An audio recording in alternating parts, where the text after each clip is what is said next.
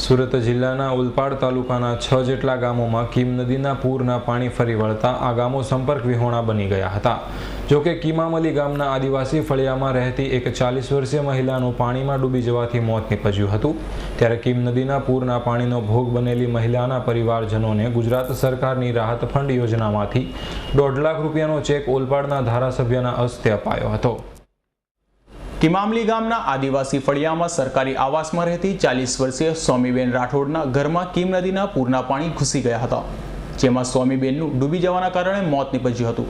જો કે મહિલાના મોત અંગે ઓલપાડના ધારાસભ્ય મુકેશ પટેલે ગુજરાત સરકારની રાહત ફંડ યોજનામાંથી ₹1.5 લાખનો ચેક સ્વામીબેનના પરિવારના સભ્યોને અર્પણ કરી માનવતા મહેકાવી હતી।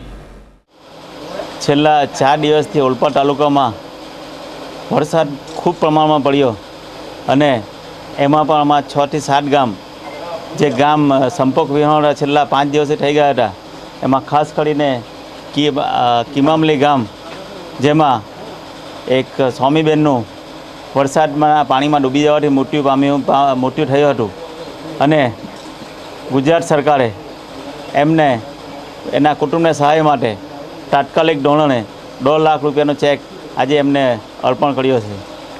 માટે બાકી બધાના જે ઘરો તૂટી ગયા છે અને કેશ ડોલની બી વિતરણ અહીંયા બધાને કરી જ છે અને જેના ઘરો તૂટી ગયા એના સર્વે અમારા ઓલપાડ તાલુકાના ટીડીઓ ડીડીઓ કલેક્ટરશ્રી તરફથી થઈ ગયું છે અને આવનારા દિવસોમાં જે પણ કંઈ નુકસાન હશે એનું સંપૂર્ણ જવાબદારી ગુજરાત સરકાર ઉપાડી છે અને બધા જ મકાનો જેટલા તૂટી ગયેલા રિપેરિંગ થશે અને ખાસ કરીને આ 6-7 ગામો માટે જે ખેતીમાં જે નુકસાન થયું છે એના માટે બી સર્વે ટીમ મૂકી છે।